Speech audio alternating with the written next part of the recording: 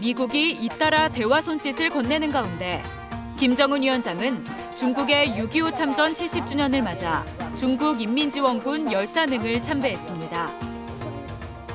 특히 김 위원장은 전쟁에 참전했다 사망한 중국 마오쩌둥 전 주석의 장남 마오와닝의 묘를 찾아 직접 화환을 올렸습니다.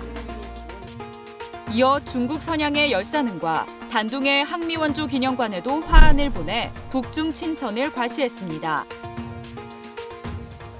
최근 시진핑 주석이 중국의 6.25 참전 당위성을 언급한 데 대한 화답으로 보이는데 미국과의 관계가 불확실한 상황에서 중국과의 연대를 강조해 대미 협상의 우군 확보에 나섰다는 분석입니다. 지난 12일 평양 김일성 광장. 노동당 창건 75주년 열병식이 끝난 지 이틀 만에 대규모 군중이 또다시 모였습니다. 주석단에 오른 건 북한 경제를 책임지고 있는 박봉주 국무위원회 부위원장. 올해 마지막 80일은 매우 중대하고 관건적인 시기라며 이른바 80일 전투에 매진할 것을 주문합니다. 80일 전투란 북한이 내년 1월 8차 당대회를 앞두고 10월부터 연말까지 계획한 속도전을 말합니다. 김정은 위원장이 이달 초 정치국 확대회의에서 80일 전투를 지시한 뒤 북한은 모든 부문에서 총공세를 강조하고 있습니다. 석수가 쏟아지는 막장에서 탄광 일꾼들이 변변한 장비도 없이 맨몸으로 갱목을 받치는 작업을 하고 있습니다.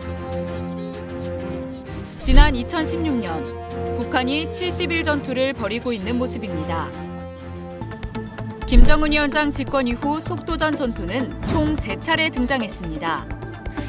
4년 전 7차 당대회를 앞두고 70일 전투 구호가 나왔고 이후에는 여명거리 조성 등을 목표로 200일 전투를 외쳤습니다. 북한 속도전 전투의 원조는 1974년 70일 전투였습니다.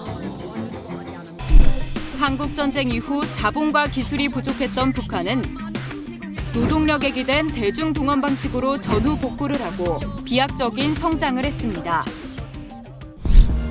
내년 8차 당대회 개최를 앞두고 시작된 80일 전투는 이전 전투들과 목표, 추진 방식 등에 있어 별다른 차이가 없는 것으로 보입니다. 문제는 80일 전투 또한 성과 달성을 예단하기가 쉽지 않다는 겁니다. 대북 제재와 코로나19, 수해로 주민들의 피로감이 극에 달한 데다 벼락치기로 주민들 노동력을 짜내면 단기적 성과는 있더라도 장기적으론 북한 경제에 오히려 독이 될 것이란 평가가 많습니다. 지난달 문재인 대통령이 유엔 총회 연설에서 언급한 종전선언에 대해 폼페이오 장관이 입장을 내놨습니다. 종전선언이 북한의 완전한 핵포기 없이 가능하냐는 질문에 종전선언이 북한 비핵화 과정에 포함될 수 있다는 취지로 발언한 겁니다.